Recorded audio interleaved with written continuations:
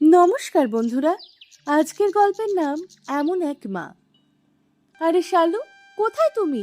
তৈরি হতে তোমার এত সময় লাগে কেন? তোমরা মেয়েরা যদি একবার মেকআপ করতে বসো তাহলে শেষই হতে চায় না। আমরা পুরুষেরা বউয়ের জন্য অপেক্ষা করতে করতে একেবারে বিরক্ত হয়ে যাই। একটু তাড়াতাড়ি তৈরি হও না। এই তো আসছি। আমাদের তো মাথা থেকে পা পর্যন্ত সাজতে হয়, তোমাদের আর কি, একটা কোট প্যান্ট পরে নিলেই তৈরি। এই যে এসে গেছি। দেখি তো কি পরেছো। আরে বাহ, আমি যে লাল শাড়িটা তোমাকে দিয়েছিলাম সেটাই পরেছো। এটাই তো আমার সবচেয়ে প্রিয় শাড়ি। সত্যি, আজ তোমাকে একেবারে অসাধারণ সুন্দর লাগছে শালু। চলো এবার বেরোই, বিয়ে বাড়িতে যেতে দেরি হয়ে যাচ্ছে। শালু বলল, আর আমাদের ছেলেটাও একেবারে তৈরি। কি মিষ্টি লাগছে না ওকে। সঞ্জু বলল, শোনো শালু, মায়ের জন্য খাবার বানিয়ে রেখেছো তো? ফিরতে আমাদের অনেক রাত হয়ে যাবে, 3 বেলার খাবারই করে রেখে যেও। শালু বলল, আমি তো আগেই সব রান্না করে রেখেছি, কারণ বিয়ে বাড়ি থেকে ক্লান্ত হয়ে ফিরে এসে আমি কিন্তু রান্নাঘরে এক পাও রাখবো না।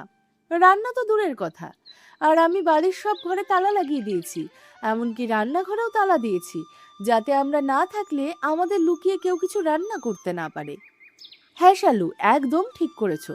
আর শোনো, একবার গিয়ে মাকে বলে এসো যে আমরা বেরোচ্ছি, যেন আমাদের জন্য আবার জেগে না থাকে। চুপচাপ খেয়ে ঘুমিয়ে পড়ে, শুধু ওনার ঘরটাই খোলা রেখো। ঠিক আছে, আমি বলে আসছি। শালু শাশুড়ির ঘরে গিয়ে বলল, মা, ও মা, কি করছো? অঞ্জনা দেবী তখন ভগবানের নাম কীর্তন করছিলেন, দীন দয়াল অতি কৃপালু। শালু বলল, মা, তুমি তো নাম গানেই মগ্ন, আমরা বিয়ে বাড়িতে যাচ্ছি। অঞ্জনা দেবী জিজ্ঞাসা করলেন, এত সকালে যাচ্ছ নাকি বৌমা? হ্যাঁ, তবে তুমি চিন্তা করো না, হল ঘরে ডাইনিং টেবিলের কাছে তোমার খাবার রেখে দিয়েছি, খেয়ে নেবে। আর ফিরতে আমাদের রাত হয়ে যাবে অনেক, তাই আমাদের জন্য অপেক্ষা করো না। ঠিক আছে মা, তোমাদের তো অনেক রাত হবে। হ্যাঁ মা, আর রাতের খাবারও বানিয়ে রেখেছি, কারণ বিয়ে বাড়ি থেকে ফিরে এসে আমার আর রান্না করতে ইচ্ছা করবে না। এই বলে শালু বাড়ির সব ঘরে তালা লাগিয়ে দিল। তারপর সঞ্জু আর ছোট্ট ছেলেকে নিয়ে গাড়িতে উঠে বিয়ে বাড়ির উদ্দেশ্যে রওনা হয়ে গেল। অঞ্জনা দেবী একা নিজের ঘরে বসে রইলেন। তার চোখ দিয়ে অজান্তেই টপ টপ করে জল পড়তে লাগলো। তিনি মনে মনে বললেন, হায় রে, কি ভাগ্য আমার। ছেলে বৌমা যখনই কোথাও ঘুরতে যায় একবারও বলে না যে, মা তুমিও চলো। আমারও তো ইচ্ছা অনিচ্ছে আছে, কিন্তু কেউ কোনো দিন তা বোঝার চেষ্টাই করলো না। আমার যখন কোথাও বেড়াতে যেতাম তখনই সন্তানদের কোলে নিয়েই তো যেতাম, পুরো পরিবারকে সঙ্গে নিয়ে বের হতাম। আমার স্বামীও কখনো আমাকে একা নিয়ে কোথাও ঘুরতে যায়নি, সব সময় তার মাকেও সঙ্গে নিয়ে যেত। আর আজ আমার নিজের ছেলে আমাকে কোথাও যাওয়ার কথা জিজ্ঞাসাই করে না। এরা এতটুকুও ভাবে না যে সারা দিন বাড়িতে থাকতে থাকতে আমিও হয়তো হাঁপিয়ে উঠছি। সারাক্ষণ বাড়ি পাহারা দিই, নাতিকে সামলাই, যেন বাড়ির কাজের লোক। আর ওরা যখন ঘুরতে যায় তখন আমাকে বাড়ির দারোয়ান বানিয়ে রেখে যায়। কিছুক্ষণ পর খিদের চোটে অঞ্জনা দেবীর পেট মোচড় দিয়ে উঠল। তিনি ঘর থেকে বেরিয়ে হল ঘরে এলেন। দেখলেন তার খাবার এক কোণে মেঝেতে রাখা, অথচ ডাইনিং টেবিল খালি পড়ে আছে। তিনি থালাটা হাতে তুলে নিয়ে বসে পড়লেন। থালার দিকে তাকিয়ে তার চোখ ভিজে গেল। মাত্র 3টে ছোট্ট ছোট্ট রুটি, সঙ্গে একটা ছোট্ট বাটিতে অল্প একটু ডাল। ডালটা দেখে মনে হচ্ছে আগের রাতের বাসি, শুধু গরম করে রাখা হয়েছে। আর তরকারির নামে আছে মাত্র এক টুকরো পেঁয়াজ। তিনি চারদিকে তাকিয়ে ভাবলেন, হয়তো আরেকটা থালা কোথাও রাখা আছে, কিন্তু না, আর কিছুই নেই। শালু তো বলেছিল 3 বেলার খাবার বানিয়ে রেখেছে। এদিকে অঞ্জনা দেবী সকাল থেকে এক কাপ চাও খাননি, কারণ শালু সকাল 8টার মধ্যেই বেরিয়ে গিয়েছিল। এক কাপ চা পর্যন্ত দিয়ে যায়নি।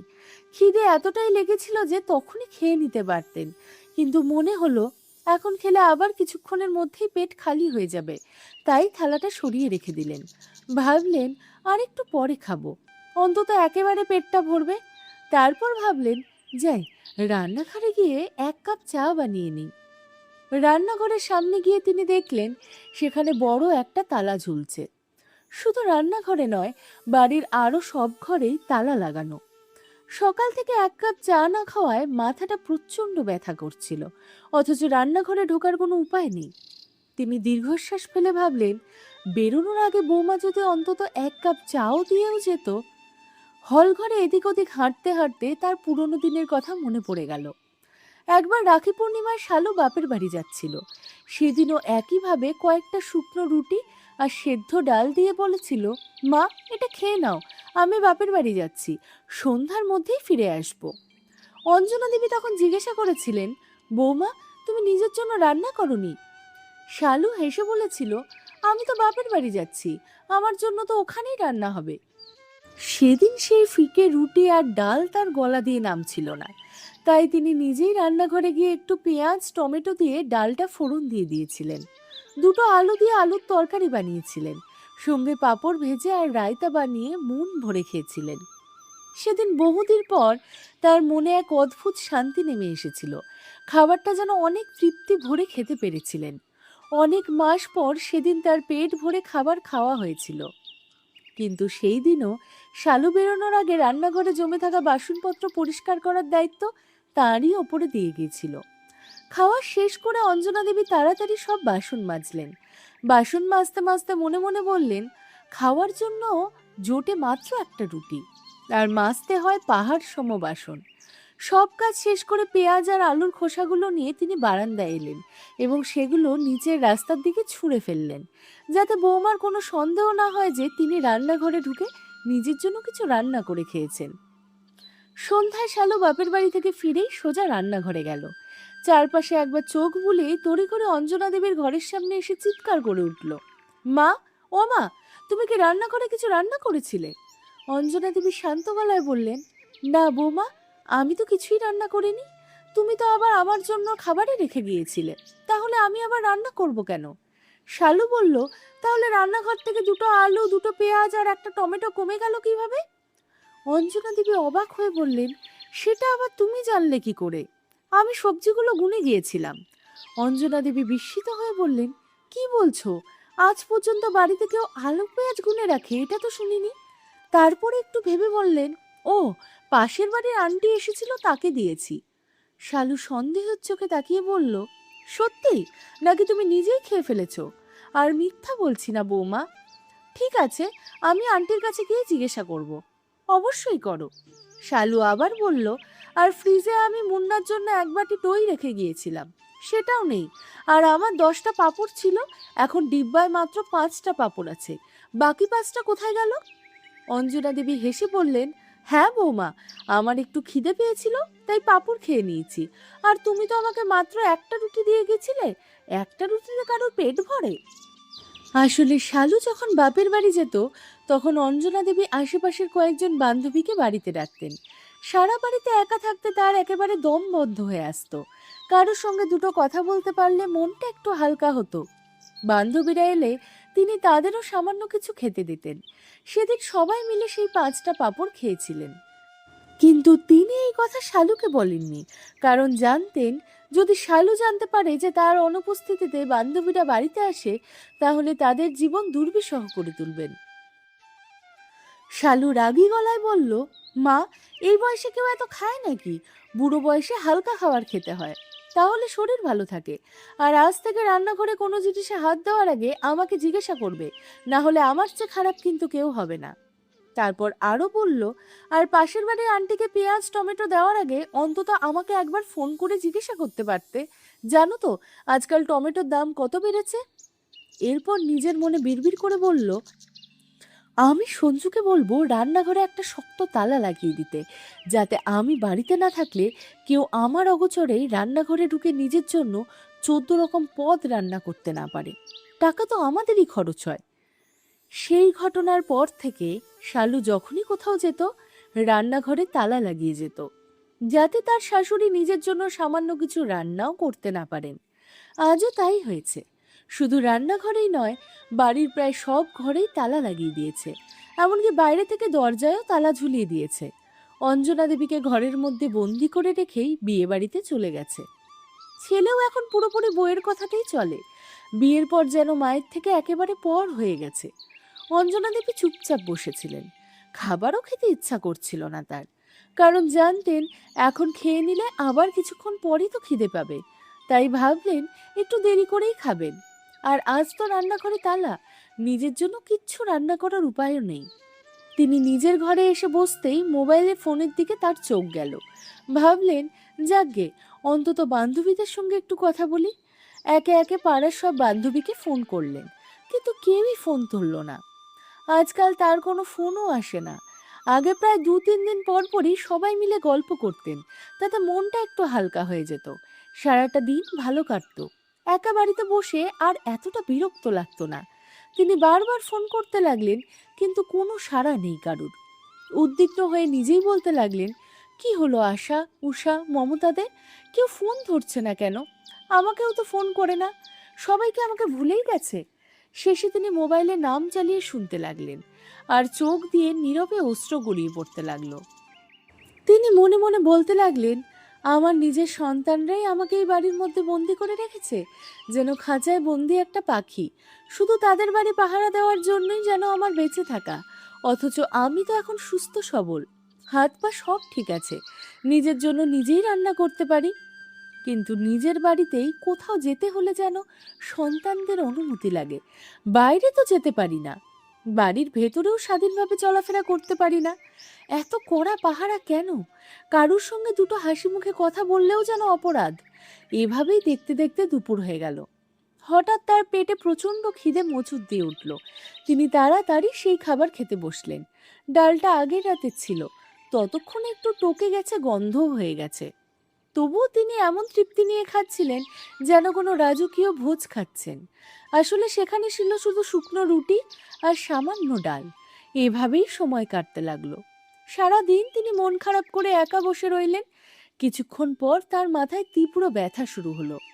সকাল থেকে এক কাপ চাও জোটেনি। তিনি আলমারি থেকে বাম বের করে মাথায় মাখলেন। তারপর ধীরে ধীরে আবার নিজের ঘরে ফিরে গিয়ে চুপচাপ বসে পড়লেন। এদিকে রাত ঘনিয়ে এসেছিল। হঠাৎই দরজার বাইরে থেকে খোলার শব্দ ভেসে এলো। বাড়িতে ঢুকতেই ছোট্ট মুন্না জোরে জোরে কাঁদতে শুরু করলো। অঞ্জনা দেবী নিজের ঘর থেকেই বুঝতে পারলেন ছেলে বৌমা ফিরে এসেছে। তার মনে একটাই আশা জাগলো, একবার যদি ঘরে এসে জিজ্ঞাসা করতো, মা তুমি ভালো আছো তো, খাবার খেয়েছো, শরীর কেমন আছে, সকাল থেকে মাথা ধরেছে কিনা। কিন্তু কেউ এলো না। ওদিকে হল ঘরে বসে সঞ্জু বলল, শালু, এক কাপ গরম চা করে দাও তো, খুব ঠান্ডা লাগছে, চা খেলে একটু সতেজ লাগবে। আর মায়ের জন্য এক কাপ চা বানিয়ে দিও। শালু নির্বিকারভাবে বলল, আরে, মা তো এত রাতে নিশ্চয়ই ঘুমিয়ে পড়েছে, এত বয়সে কেউ কি আর রাত জেগে থাকে? সঞ্জু বলল, তবুও একবার গিয়ে দেখে এসো। আমার জানা আছে মা ঘুমিয়েই পড়েছেন, তুমি অকারণ চিন্তা করছো। আমি শুধু তোমার জন্য এক কাপ চা বানিয়ে আনছি, তাছাড়া দুধও খুব বেশি নেই, মুন্নাকেও তো দুধ দিতে হবে, ও তো খিদেয় কাঁদছে। আচ্ছা যাও। শালু রান্নাঘরে চা বানাতে গেল। ঠিক সেই সময় দরজার ঘন্টা বেজে উঠল। সঞ্জু বিরক্ত হয়ে বলল, এই সময় আবার কে এলো? দরজা খুলতেই দেখল পাশে বাড়ি উষা আন্টির মেয়ে পূজা দাঁড়িয়ে আছে। আরে পূজা, রাত 9টার সময়, কি হয়েছে? পূজা একটু ইতস্তত করে বলল, দাদা, মা বারবার বলছিলেন একবার গিয়ে দেখে আয় অঞ্জনা আন্টি কেমন আছে। অনেকবার ফোন করেছেন, কিন্তু আন্টির ফোনে যোগাযোগ করতে পারেননি, তাই আমাকে পাঠিয়েছেন খবর নিতে। আমি 2-3 বার এসেছিলাম, তখন দেখলাম বাড়িতে তালা ঝুলছে। আপনারা কি কোথাও গিয়েছিলেন? সঞ্জু বলল, হ্যাঁ, এক বন্ধুর বিয়েতে গিয়েছিলাম, অনেক দূর থেকে ফিরছি, খুব ক্লান্ত। পূজা জিজ্ঞাসা করলো, আন্টিও কি আপনাদের সঙ্গেই গিয়েছিলেন? না, মা তো বাড়িতেই ছিলেন, আমরা বাইরে থেকে তালা লাগিয়ে গিয়েছিলাম। এই কথা শুনে পূজা হতবাক হয়ে গেল। কি বলছেন দাদা, আন্টিকে ঘরের ভেতরে তালাবন্দি করে রেখে গিয়েছিলেন? তারপর বলল, অনেক দিন ধরে আন্টির কীর্তনও দেখা যাচ্ছে না। সঞ্জু বিরক্ত গলায় বলল, যদি মায়ের সঙ্গে দেখা করতে চাও তো যাও, আমরা খুব ক্লান্ত, একটু বিশ্রাম নেব। ঠিক আছে দাদা। পূজা ভেতরে চলে যেতেই সঞ্জু মনে মনে বিড়বিড় করতে লাগলো, এই প্রতিবেশীদের আর সহ্য হয় না, সব সময় অন্যের বাড়ির খবর রাখতেই ব্যস্ত। আমাদের বাড়ি আমরা তালা দেই বা না দেই তাতে ওদের কি? ঠিক তখনই শালু চা নিয়ে এলো। কি হয়েছে, কার উপরে এত রাগ করছো? সঞ্জু বলল, ওই পূজা এসেছে, ওই প্রতিবেশীদের তো বাঁচতেই দেবে না, যখন তখন চলে আসে, কখনো টমেটো চাই, কখনো পেঁয়াজ চাই, আবার কখনো আন্টি আন্টি করতে করতে চলে আসে। শালু বলল, ওর মা তোমার মা বন্ধু বলেই কি যখন তখন চলে আসবে? এদিকে পূজা অঞ্জনা দেবীর ঘরে ঢুকে ডাকলো, আন্টি। অঞ্জনা দেবী উঠে বসে বললেন, আরে পূজা মা, এত রাতে? অনেক দিন তোমাকে দেখছি না। মা তোমাকে কতবার ফোন করছে কিন্তু ফোনে পাচ্ছিল না। অঞ্জনা দেবী দীর্ঘশ্বাস ফেললে বললেন, জানি না মা, আমার ফোনে কি হয়েছে। আমি নিজেও কতবার আমার বান্ধবীদের ফোন করছি কিন্তু কারোর সঙ্গে যোগাযোগ করতে পারিনি। আবার কারোর ফোনও তো আসে না। পূজা বলল, আন্টি ফোনটা আমাকে দাও তো দেখি।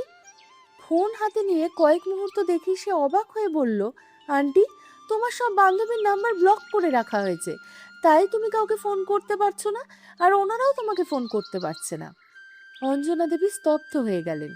এটা আবার কে করলো? একটু ভেবে বললেন, নিশ্চয়ই আমার বৌমা। 2-3 দিন আগে আমি বাথরুমে গিয়েছিলাম, তখনও আমার ঘরে এসে আমার ফোন ঘাঁটছিল। আমি বেরোতেই তাড়াহুড়ো করে ফোন রেখে বেরিয়ে যায়। নিশ্চয়ই তখনই এই কাণ্ড করেছে। পূজা অবাক হয়ে বলল, কিন্তু বৌদি তোমার সঙ্গে এত সমস্যা কিসের? অঞ্জনা দেবী মৃদু হেসে বললেন, ও শুধু চায় আমি যেন এই 4 দেওয়ালের মধ্যেই বন্দি হয়ে ধুকে ধুকে বেঁচে থাকি। তুমি দাদাকে কিছু বলো না কেন? ছেলে যদি নিজের কর্তব্য বুঝতো তাহলে বউয়ের এত সাহস হতো। যখন নিজের মানুষই পাশে থাকে না তখন পরের কাছে অভিযোগ করে কি হবে? তাই সব কষ্ট চেপে রেখেই বাঁচতে হয়। তারপর প্রসঙ্গ বদলে বলল, থাক এসব কথা, বল তুই কিছু খাবি? পূজা হেসে বলল, না আন্টি, আমি খেয়ে এসেছি। তারপর বলল, জানো মা কিছুদিন আগে বৃন্দাবন ঘুরে এসেছে। তোমাকে অনেক ফোন করেছে, ফোনে না পেয়ে সঞ্জু দাদাকে ফোন করে, দাদাও ধরেনি। পরে গেটের সামনে দেখা হলে দাদা বলে তোমার শরীর খুব খারাপ, জ্বর হয়েছে, তাই ফোন ধরতে পারছিলে না। আর তাছাড়াও তোমার নাকি হাঁটাচলা করতেও অসুবিধে, তাই বৃন্দাবন যেতে পারবে না। সেই কারণে মাকেই একা যেতে হয়েছে। তোমার নাম কীর্তনের পুরো দলই তো গিয়েছিল। অঞ্জনা দেবী বিস্ময়ে বললেন, কি? সবাই বৃন্দাবন গিয়েছিল? সঞ্জু এমন মিথ্যা কথা বলল কেন? আমাকে তো কেউ কিচ্ছু বলেনি। আমি তো জানতামই না যে সবাই যাচ্ছে। পূজা বলল, মা মা তোমার কথা খুব মনে করছিল, তাই আজ আর থাকতে না পারে তোমাকে পাঠিয়ে দিল। অঞ্জনা দেবীর চোখ ভিজে উঠল। বললেন, কি বলবো মা, আজও ছেলে বৌমা বাইরে থেকে দরজায় তালা লাগিয়ে আমাকে ঘরের মধ্যে বন্দি করে রেখে চলে গিয়েছিল। কিছু বললেই ঝগড়া হতো, তাই মুখ বুজে সব সহ্য করছি। ওরা ভাবে আমি শুধু বাড়ির পাহারাদার। আমার কি কোনো কোথাও যেতে ইচ্ছা করে না? বন্ধুদের সঙ্গে গল্প করতে মন চায় না? পূজা হেসে বলল, আন্টি আমি একটা সুখবর দিতে এসেছি। কিন্তু কি সুখবর? নতুন বছর উপলক্ষে মন্দিরের সব কীর্তনের দল মিলে অযোধ্যা যাওয়ার পরিকল্পনা করছে। অঞ্জনা দেবীর চোখ আনন্দে জলজল করে উঠল। কি বলছিস? আমারও তো বহুদিনের ইচ্ছে ছিল প্রভু শ্রীরামের দর্শন করার, কিন্তু সবাই কবে যাচ্ছে? আজ ভোরেই। তারপর হনুমানগড়ি দর্শন হবে, গোমতী নদীতে স্নানও করা হবে, খুব আনন্দ হবে। অঞ্জনা দেবী ইতস্তত করে বললেন, কিন্তু আমি কিভাবে যাব? ছেলে বৌমার কাছে বললে ঝামেলা করবে, টাকার কথা বললেও অশান্তি বাঁধাবে। পূজা মুচকি হেসে বলল, সেই চিন্তা একেবারেই করো না। তোমার সব বান্ধবীরা মিলে তোমার যাওয়ার টিকিট কেটে রেখেছে, আর অযোধ্যা থেকে হয়তো আর কোথাও ঘুরতে যাওয়া হবে, তাই গরম কাপড় নিয়ে নেবে। খুব ঠান্ডা পড়েছে, ভোর 4টেয় বাস ছাড়বে। সত্যি? হ্যাঁ আন্টি, সবাই মিলে খুব আনন্দ হবে, নতুন বছরটা হাসি খুশি শুরু করবে। এ কথা শুনে অঞ্জনা দেবীর মুখে বহুদিন পর এক চিলতে হাসি ফুটে উঠল। মনে হলো যেন জীবনের সব দুঃখ এক মুহূর্তের জন্য মিলিয়ে গেছে।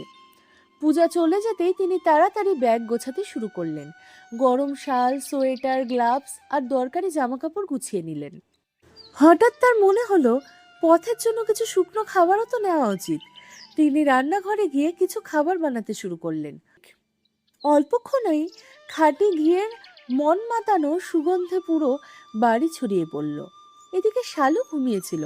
হঠাৎ রাতে মুন্নার কান্নায় তার ঘুম ভেঙে গেল। সঙ্গে সঙ্গে নাকে এলো ঘিয়ের গন্ধ। সে অবাক হয়ে বলল, এত রাতে শাশুড়ি রান্নাঘরে কি করছে? আজ রাতে চা বানানোর পর তাড়াহুড়োয় রান্নাঘরে তালা লাগাতে ভুলে গিয়েছিল সে। মনে মনে ভাবল, আজ তো আমার পুরো ঘিয়ের ডাব্বাটাই শেষ করে দেবে। সে সঞ্জুকে ডাকতে লাগলো, কিন্তু সঞ্জু গভীর ঘুমে অচেতন। তাই সে নিজেই রান্নাঘরে গিয়ে বলল, মা এত রাতে রান্নাঘরে কি করছো? আর তোমার এই সুটকেসটা হলঘরে কেন? কোথাও যাচ্ছ নাকি? অঞ্জনা দেবী শান্তভাবে বললেন, হ্যাঁ বৌমা, আর 2 ঘন্টা পরে আমি অযোধ্যার উদ্দেশ্যে রওনা হব। মন্দিরে কীর্তনের দল যাচ্ছে, আমিও তাদের সঙ্গে যাচ্ছি। শালু বলল, তাই বুঝি পূজা এসেছিল? আমি ভাবছিলাম ও হঠাৎ রাতে কেন এসেছিল। অঞ্জনা দেবী বললেন, এই খাবারগুলো গুছিয়ে নিলেই আমি বেরিয়ে পড়ব। শালু রেগে চিৎকার করে উঠল, তোমার মাথা ঠিক আছে তো মা? আমি চুপ করে থাকি বলে এই কি আমার সুযোগ নিচ্ছ তুমি? দুজনের ঝগড়ার শব্দে সঞ্জুর ঘুম ভেঙে গেল। সে হল ঘরে এসে বলল, ভোরবেলা তোমরা কি নিয়ে এত চিৎকার করছো? শালু সঙ্গে সঙ্গে বলল, আমি কিচ্ছু করিনি, মাই সব করেছে। আমার পুরো খাটে গিয়ে ডিব্বা শেষ করে দিয়েছে, তার উপর আবার কোথাও বেড়াতে যাওয়ার প্রস্তুতিও নিচ্ছে।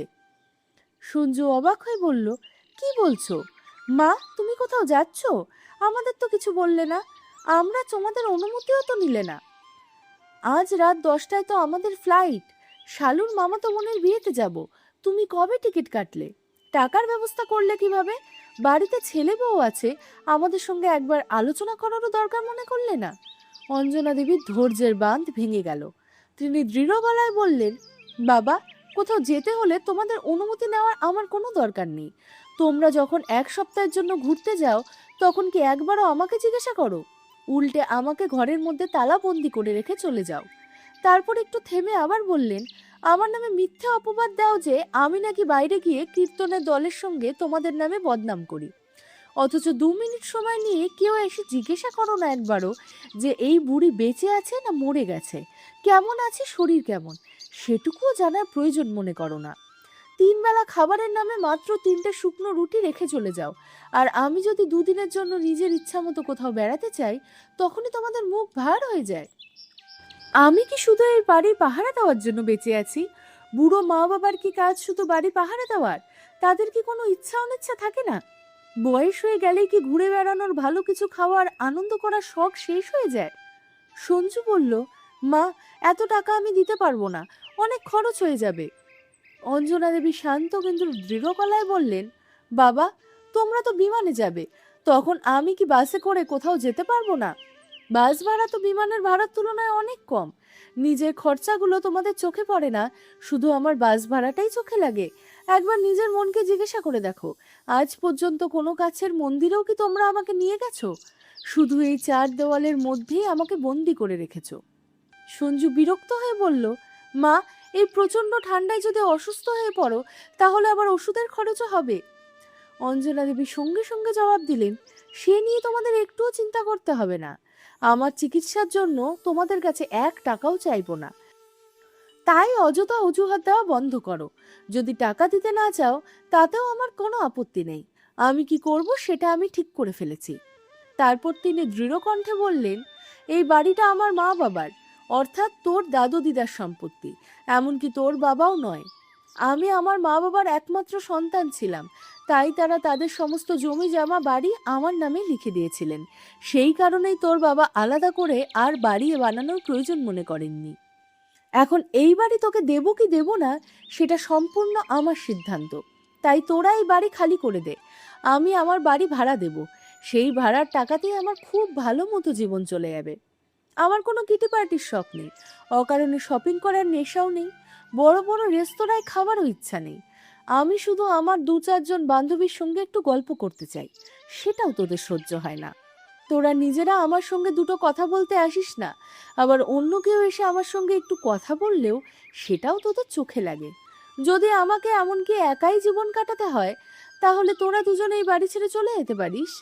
এরপর তিনি শালুর দিকে তাকিয়ে বললেন, আর শোনো বৌমা, আজ থেকে আমার অনুমতি ছাড়া এই বাড়ির কোনো ঘরে যদি তালা লাগাও, তাহলে কিন্তু ভালো হবে না। আমি তোমার শাশুড়ি, সেটা কিন্তু ভুলে যেও না। আজ অঞ্জনা দেবীকে এত দৃঢ়ভাবে নিজের অধিকার প্রতিষ্ঠা করতে দেখে শালুর সমস্ত দেমাক মুহূর্তে মাটিতে মিশে গেল। লজ্জায় তার মুখ নিচু হয়ে গেল, কোনো উত্তরই আর দিতে পারল না। হঠাৎ সঞ্জু আর শালু দুজনই অঞ্জনা দেবীর পায়ে লুটিয়ে পড়ল। শালু কাঁদতে কাঁদতে বলল, মা, আমাদের ক্ষমা করে দাও। তুমি যেখানে যেতে চাও নিশ্চিন্তে যাও, আর আমরা কোনোদিন তোমার পথে বাধা হয়ে দাঁড়াবো না। তুমি যার সঙ্গে কথা বলতে চাও কথা বলবে, আর আমরা কখনো তোমার ফোন দেখব না, কারণ নাম্বারও আর ব্লক করব না।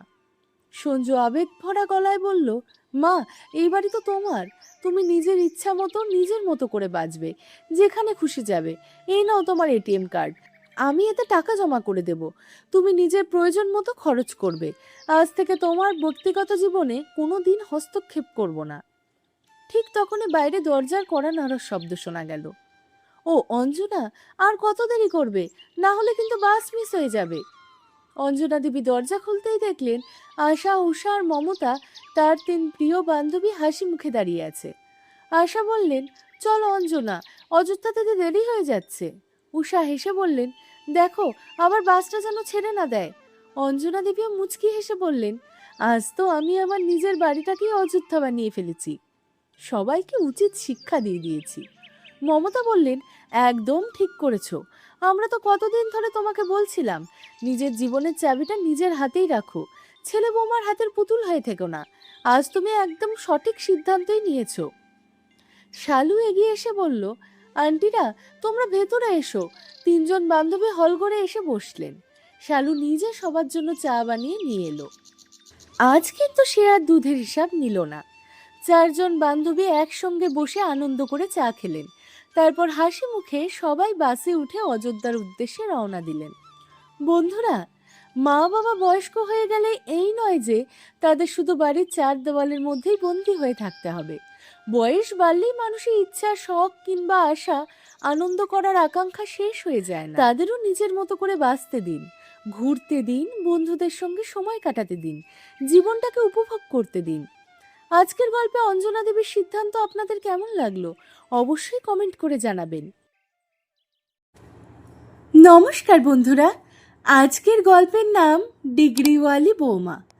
আজ মীরা দেবীর একমাত্র ছেলে সাগরের বিয়ে। পুরো বাড়িটা যেন একেবারে নতুন বউয়ের মতো সাজানো হয়েছে। মামা, মামি, কাকা, কাকিমা, পিসে, পিসে মশাই সবাই ডিজের তালে নেচে গিয়ে আনন্দে মেতে উঠেছেন। চারিদিকে হাসি, আনন্দ আর উৎসবের পরিবেশ। মীরা দেবীর ছেলে সাগরের সঙ্গে বিয়ে হতে চলেছে সোনামের। সোনাম তার মা বাবার একমাত্র মেয়ে। তার মেয়ের পড়াশোনার পেছনে জল ঢালার মতো টাকা খরচ করেছেন তারা। সেই পরিশ্রমের ফলে সোনাম আজ ইঞ্জিনিয়ার হয়েছে এবং একটি নামী কোম্পানিতে উচ্চ পদে চাকরি করছে। তবে তার শিক্ষা, চাকরি আর উচ্চ পদমর্যাদা নিয়ে সোনামের ভীষণ অহংকার। সে মনে করে পৃথিবীতে একমাত্র সেই ভালো চাকরি করে, তার মতো যোগ্য আর কেউ নেই। অন্য সবাই যেন তার তুলনায় কিছুই নয়। বিয়ের পরও তার এই স্বভাবের কোনো পরিবর্তন হয়নি। সে কাউকেই নিজের সমান মনে করে না। প্রায়ই সবার সামনে মানুষকে অপমান করে ফেলে। একটুও ভাবে না যে তার কথায় সামনের মানুষের কতটা কষ্ট হতে পারে। সোনামের বিয়ে হয়েছে লখনৌতে। তার শ্বশুরবাড়িতে রয়েছে শাশুড়ি মীরা দেবী, স্বামী সাগর এবং ননদ প্রিয়া। সাগরের বয়স যখন মাত্র 15 বছর, তখনই হার্ট অ্যাটাকে তার বাবা মারা যান। বিয়ের পর সোনাম শ্বশুর বাড়িতে আসে। সাগর আর সোনামের প্রেমের বিয়ে হয়েছিল। আজ নতুন বউয়ের মুখ দেখার অনুষ্ঠান।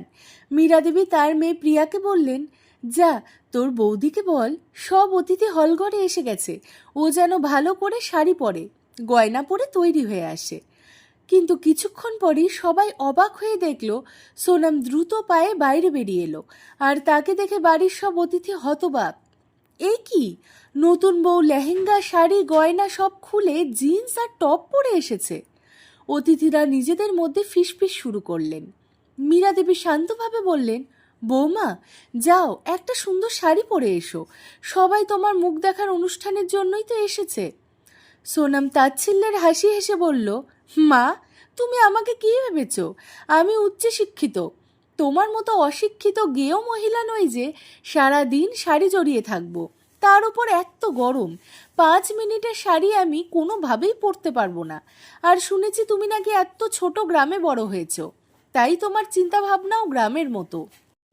আমরা শিক্ষিত আধুনিক মানুষ, আমরা জিন্স টপ আর শর্টস পরি। শ্বশুরবাড়িতে পা রাখার প্রথম দিন থেকে সোনাম তার শাশুড়িকে অপমান করতে শুরু করে দিল। সে নিজেকে ছাড়া কাউকে মানুষ মনে করত না। সুযোগ পেলেই নিজের চাকরি আর ডিগ্রির বড়াই করত। তার বিশ্বাস ছিল সেই সবচেয়ে বেশি শিক্ষিত, সবচেয়ে আধুনিক। মীরা দেবী অতিথিদের সামনে পরিস্থিতি সামলাতে হেসে বললেন, সত্যিই তো আজ খুব গরম পড়েছে, তাই বৌমা কাপড় বদলে নিয়েছে। থাক, এভাবেই অনুষ্ঠানটা হয়ে যাক। পরের দিন ছিল সোনমের প্রথম রান্নার রীতি। ভোরবেলায় প্রিয়া সোনমের ঘরে গিয়ে বলল, বৌদি, মা তোমাকে রান্নাঘরে ডাকছে, আজ তোমার প্রথম রান্নার অনুষ্ঠান। অনুষ্ঠান শেষ হলে আমার জন্য গরম গরম পকোড়া আর চা বানিও। আমার কয়েকজন বান্ধবীও আসবে, ওদেরও তোমার হাতের রান্না খাওয়াতে চাই। প্রিয়ার কথা শেষ হতে না হতেই সোনাম বিরক্ত হয়ে বলল, যার পকোড়া চা খেতে ইচ্ছা করছে সে নিজেই হাত পা খাটিয়ে নিজেই বানিয়ে খাক। আমি এই বাড়িতে বিয়ে করে এসেছি, চাকরানি হয়ে নয়, তাই আমাকে আদেশ করার আগে দুবার ভাববে। এটা ভেবো না যে বৌদি এসেছে বলে বাড়িতে রেস্টুরেন্ট খুলে গেছে আর তোমরা শুধু অর্ডার দিয়ে খাবে। আর একটা কথা মনে রেখো, আমি তোমার চেয়ে অনেক বেশি পড়াশোনা করেছি, আমি ইঞ্জিনিয়ারিং করেছি, আর তুমি তো কষ্টে শিষ্টে গ্র্যাজুয়েশনটা মাত্র পাশ করেছো। তাও ঠিক মতো পড়েছো কিনা কে জানে, হয়তো নকল ডিগ্রি নিয়ে বসে আছো। আমার কিন্তু তোমার মতো ভুয়ো ডিগ্রি নেই, আমি চাকরি করি, আর তোমাকে তো কেউ চাকরি দেবে না। ধরো ভাগ্য ভালো হলে কোনো ছোটোখাটো চাকরি পেলেও মাসে 2-4 হাজার টাকা রোজগার করতে পারো, সেই টাকায় আর কি হবে? শেষ পর্যন্ত এই সংসারে আমার আর সাগরের উপার্জনেই তো চলবে, তাই বড় বড় কথা বলো না। সোনামের কথাগুলো যেন ধারালো তীরের মতো এসে প্রিয়ার বুকে বিঁধল। তার চোখ ভরে উঠল জলে, কিন্তু সে বাড়ির পরিবেশ নষ্ট করতে চাইল না, তাই চুপচাপ নিজের ঘরে চলে গেল। এদিকে সোনাম প্রথম রান্নার রীতি পালন করতে রান্নাঘরে গেল। সে শুধু ক্ষীরের মধ্যে একবার হাতা নেড়ে চিনি আর কিছু শুকনো ফল মিশিয়ে দিল।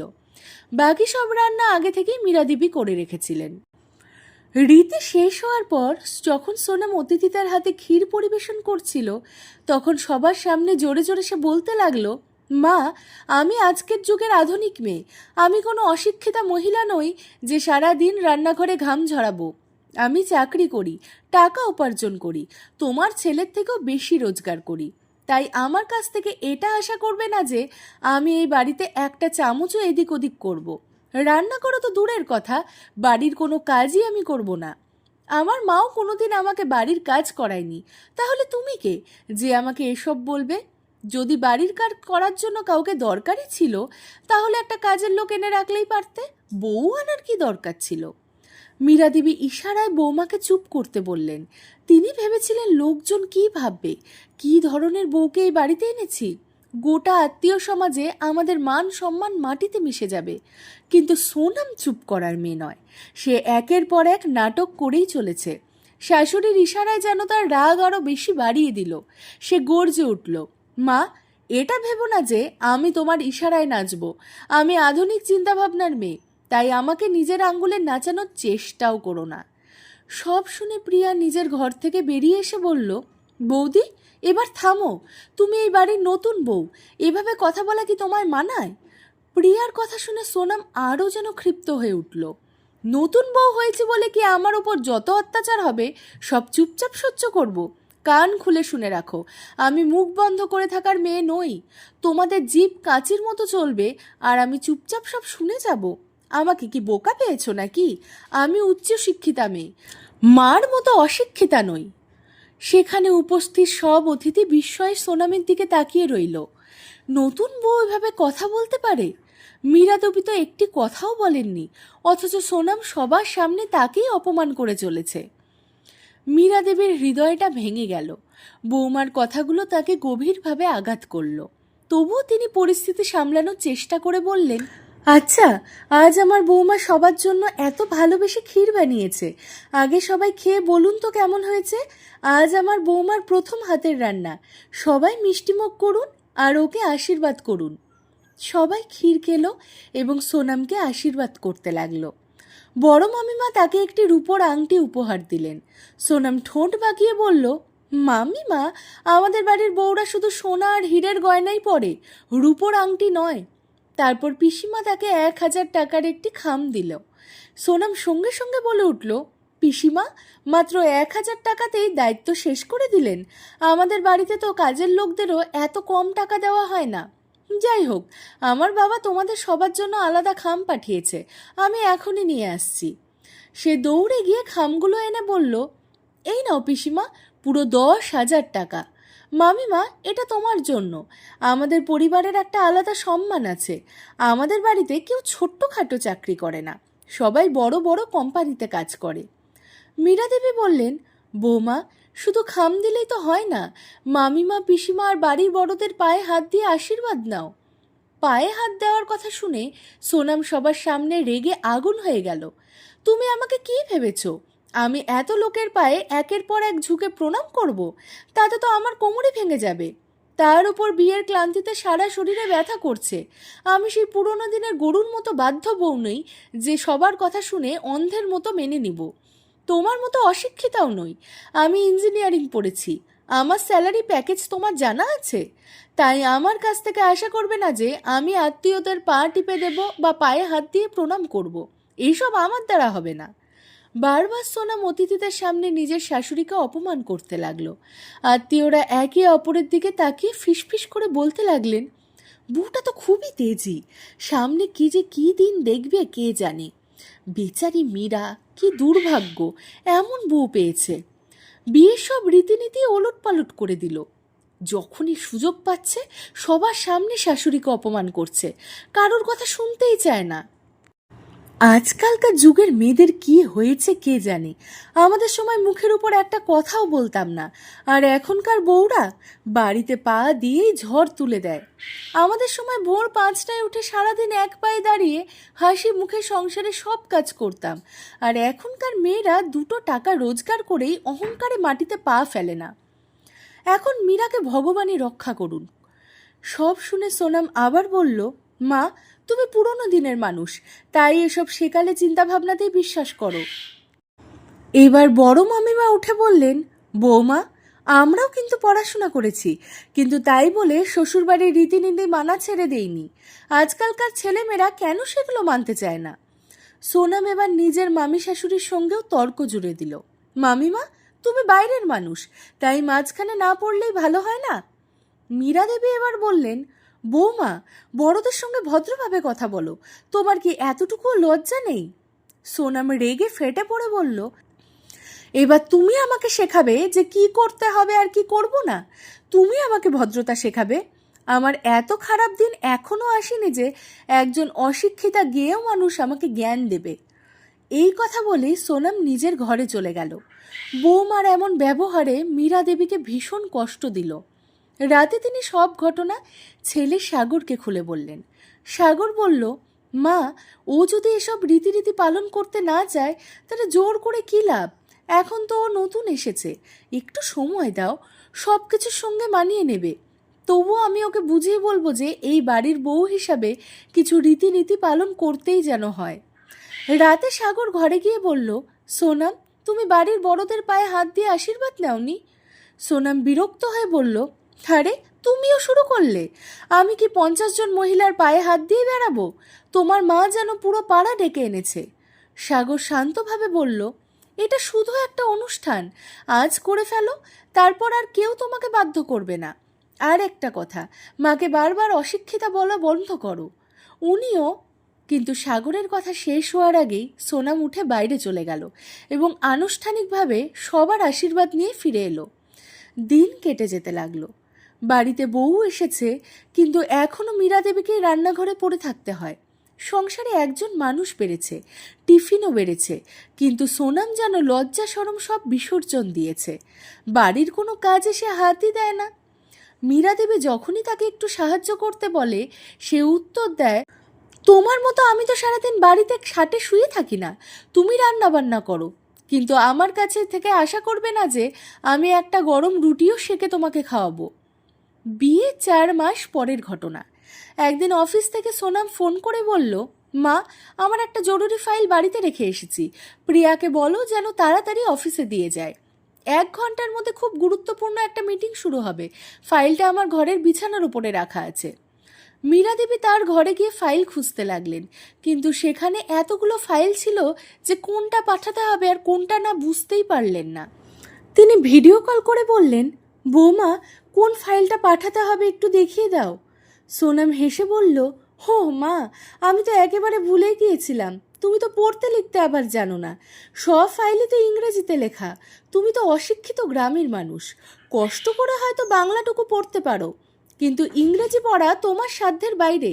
থাক, দরকার নেই, আমি নিজেই এসে নিয়ে যাচ্ছি। সোনামের কথাগুলো মীরা দেবীর হৃদয়টাকে ভেতর থেকে ভেঙে দিল। আজ তার খুব ইচ্ছে করছিল বৌমাকে বলে দেন যে তিনি অশিক্ষিত নন, তিনি উচ্চ শিক্ষিতা। কিন্তু তার আগে সোনাম ফোনটা কেটে দিল। আবার সত্যিটা বলতে গিয়েও থেমে গেলেন মীরা দেবী। এভাবেই দিন কেটে যাচ্ছিল।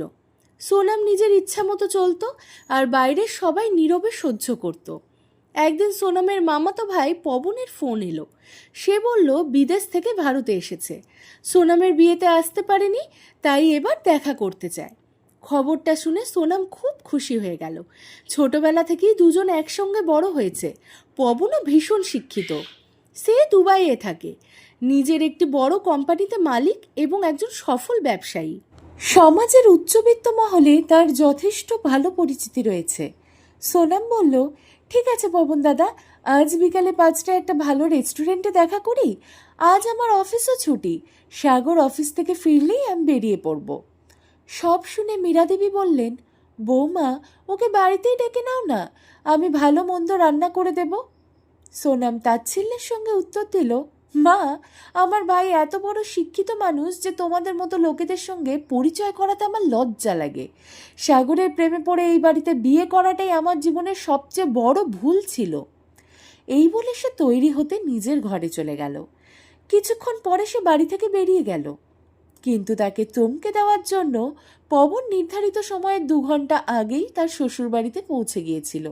অন্যদিকে সোনামও আগে বেরিয়ে গিয়েছিল, কারণ পথে ভাইয়ের জন্য একটা ফুলের তোড়া কিনবে। পবন দরজায় কলিং বেল বাজালো। বেল শুনে প্রিয়া দরজা খুলল। আপনি কে? প্রিয়ার নিষ্পাপ মুখের দিকে কিছুক্ষণ তাকিয়ে রইল পবন। প্রিয়া আবার জিজ্ঞাসা করল, আপনি কে? কাকে চাই? পবনের যেন হুঁশ ফিরে পেয়ে বলল, আমি সোনামের মামাতো ভাই, দুবাইয়ে থাকি, জরুরি কাজে ভারতে এসেছি, তাই ভাবলাম সোনামের সঙ্গে দেখা করে যাই। প্রিয়া হেসে বলল, আমি ওনার ননদ, ভেতরে আসুন। পবন জিজ্ঞাসা করল, সোনাম কোথায়? ও তো আমাকে বিকালে 5টায় রেস্টুরেন্টে দেখা করতে বলেছিল, কিন্তু আমি ওকে সারপ্রাইজ দেওয়ার জন্য 3টের মধ্যেই চলে এসেছি। প্রিয়া বলল, বৌদি তো একটু আগেই বেরিয়ে গেছে, আমি এক্ষুনি ফোন করে ডেকে নিচ্ছি। ঠিক তখনই রান্নাঘর থেকে মীরা দেবী বেরিয়ে এসে বললেন, কে এসেছে রে মা? প্রিয়া বলল, মা, এ তো বৌদির দাদা এসেছে। মীরা দেবীকে দেখেই পবন বিস্ময়ে স্থির হয়ে গেল। মীরা দেবী বললেন, এসো বাবা, বসো, তোমার জন্য চা নিয়ে আসছি। হঠাৎ পবন আনন্দে উচ্ছ্বাসিত হয়ে উঠল। ম্যাম, আমি কতদিন ধরে আপনাকে খুঁজছি, আর আপনি এখানে? এটাই কি আপনার বাড়ি? বলতে বলতেই সে মীরা দেবীর পায়ে হাত দিয়ে প্রণাম করল। ম্যাম, আপনাকে আমি কত জায়গায় খুঁজেছি, আপনি কি আমাকে চিনতে পারছেন না? মীরা দেবী অবাক হয়ে বললেন, তুমি কে বাবা? আমার নাম পবন কুমার, আপনি একসময় দিল্লি বিশ্ববিদ্যালয়ের লেকচারার ছিলেন। মীরা দেবী বললেন, হ্যাঁ, আমি সেখানে অধ্যাপিকা ছিলাম। পবন আবেগে ভেসে গিয়ে বলল, আর আমি ছিলাম আপনারই ছাত্র। মীরা দেবী স্মৃতিতে হাতড়াতে লাগলেন, নামটা যেন কোথাও শুনেছেন। পবন বলতে শুরু করলো, ম্যাম, মনে আছে, তখন আমার কলেজের ফি দেওয়ার মতো টাকাও ছিল না। আমার কাকা ব্যবসায় প্রতারণা করে সব টাকা নিয়ে পালিয়ে গিয়েছিল। বাবা একেবারে পথে বসে গিয়েছিলেন, সংসার চালানোটাই কঠিন হয়ে গিয়েছিল। সেই সময় যদি আপনি আমাকে সাহায্য না করতেন, দামি বই কেনার টাকা না দিতেন, বিনা পয়সায় অতিরিক্ত ক্লাস না নিতেন, তাহলে আজ আমি রাস্তায় রাস্তায় ঘুরে বেড়াতাম। আমি পড়াশোনায় খুব ভালো ছিলাম, কিন্তু আপনি যদি সময় মতো আমার কলেজের ফি না দিতেন, তাহলে আমাকে কলেজ থেকে বের করে দেওয়া হতো। আমি ফাইনাল ইয়ারের পরীক্ষাতেও বসতে পারতাম না। আজ আমি যা হয়েছি, সবই তো আপনারই জন্য। আপনার শিক্ষার আশীর্বাদই আমাকে এই জায়গায় এনে দাঁড় করিয়েছে। আজ আমি এত বড় কোম্পানির মালিক হতে পারতাম না যদি আপনি আমার পাশে সেদিন না দাঁড়াতেন।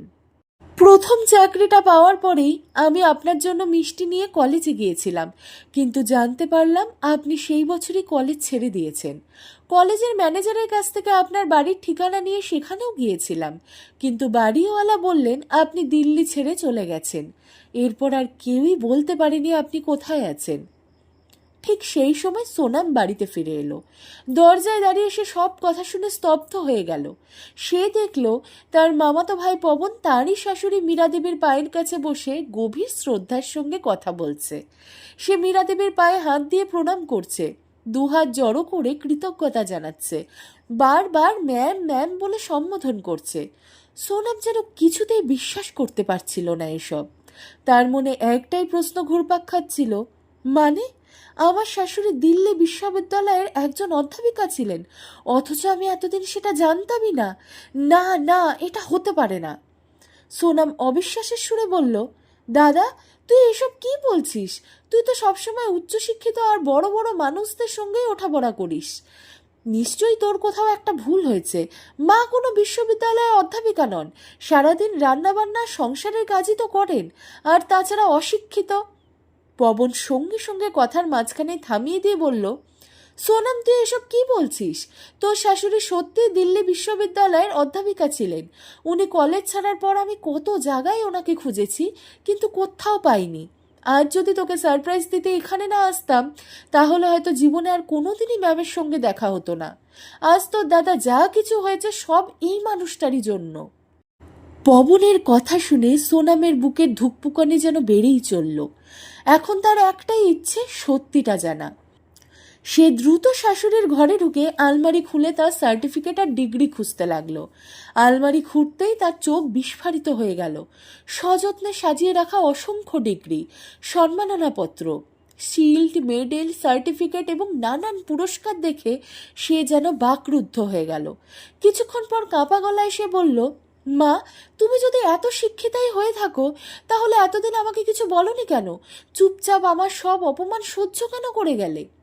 মীরা দেবী শান্ত কণ্ঠে বললেন, মা আমি তো কতবার সত্যিটা বলতে চেয়েছি, কিন্তু তুমি কখনো আমার কথা শুনতেই চাওনি। হ্যাঁ, আমি মীরা সেনগুপ্ত। আমি দিল্লি বিশ্ববিদ্যালয়ের একজন অধ্যাপিকা ছিলাম। আমি কোনো অশিক্ষিতা গেয়েও বা মূর্খ মহিলা নই। শাশুড়ির মুখে এই সত্য শুনে সোনাম যেন বজ্রাহত হয়ে গেল। যে মানুষটিকে সে গত 4 মাস ধরে অশিক্ষিতা বলে অপমান করেছে, তিনি একসময় দেশের অন্যতম সেরা বিশ্ববিদ্যালয়ের সম্মানিত অধ্যাপিকা ছিলেন। কিছুক্ষণ পর সোনাম জিজ্ঞাসা করল, কিন্তু মা তুমি যদি অধ্যাপিকাই ছিলে, তাহলে চাকরি ছেড়ে দিলে কেন? কেন নিজের কেরিয়ার ছেড়ে সংসার আর রান্নাঘরের কাজেই জীবন কাটিয়ে দিলে? মীরা দেবী মৃদু হেসে বললেন, আগে আমরা সবাই দিল্লিতেই থাকতাম, আমি, সাগর, প্রিয়া আর ওদের বাবা। তোমার শ্বশুর দিল্লি বিদ্যুৎ দপ্তরে চাকরি করতেন, কিন্তু একদিন হঠাৎ হার্ট অ্যাটাকে উনি মারা গেলেন। সেদিন থেকেই পুরো সংস্কারের দায়িত্ব আমার কাঁধে এসে পড়ল। আমি শিক্ষিত ছিলাম, তাই বিশ্ববিদ্যালয়ে অধ্যাপিকার চাকরি পেয়েছিলাম। স্বামীর মৃত্যুর পর জীবনে অনেক কঠিন সংগ্রাম করেছি, কিন্তু আমি কখনো হার মানিনি।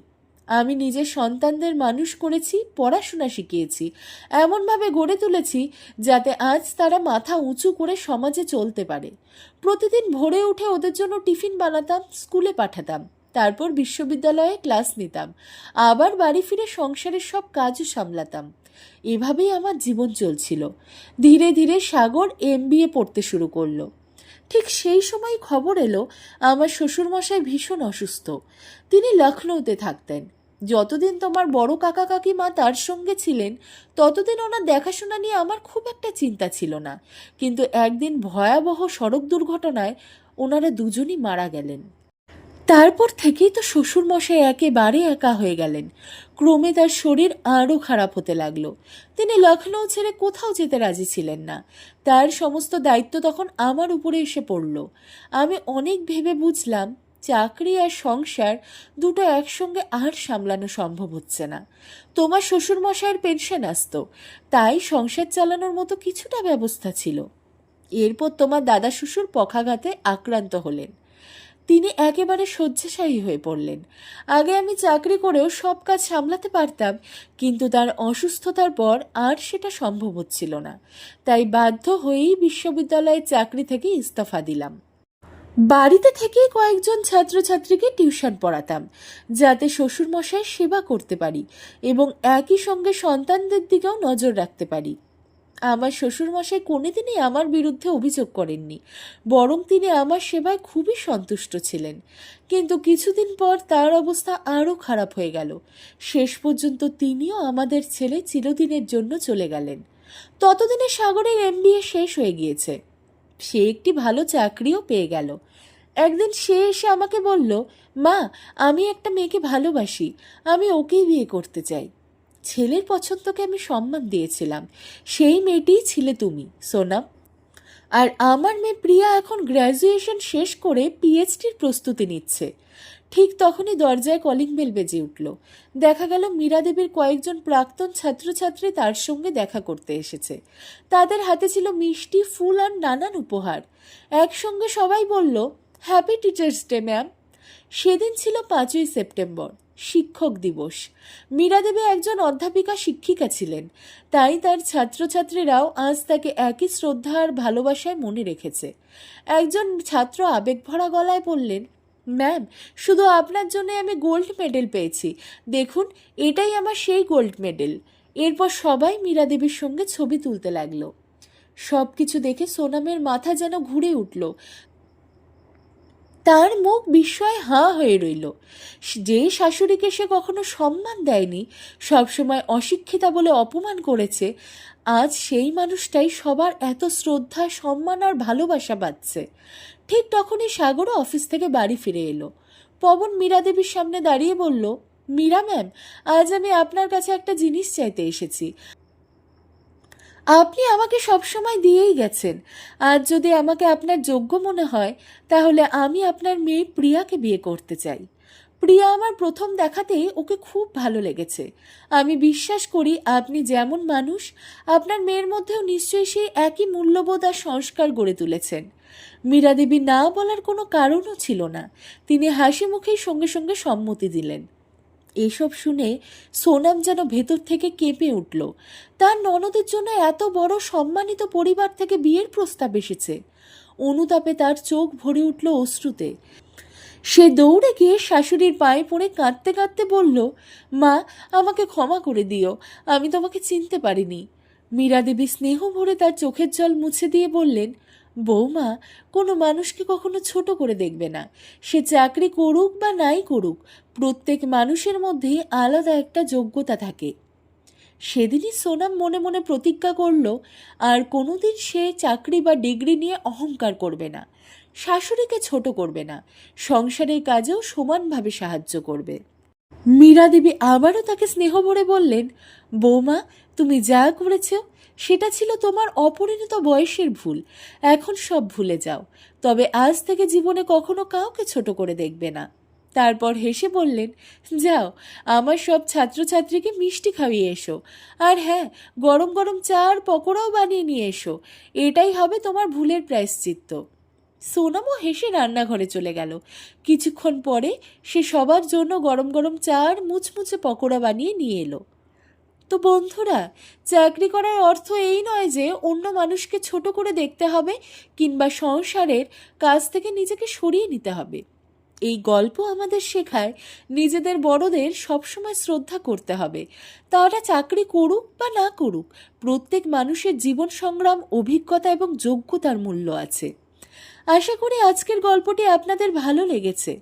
যদি গল্পটি আপনাদের হৃদয় ছুঁয়ে থাকে, তাহলে ভিডিওটিকে লাইক করুন, শেয়ার করুন, চ্যানেলটিকে সাবস্ক্রাইব করুন এবং কমেন্টে অবশ্যই আপনাদের মূল্যবান মতামত জানাতে ভুলবেন না। ধন্যবাদ। আবার দেখা হবে নতুন একটি গল্প নিয়ে। সবাই ভালো থাকবেন।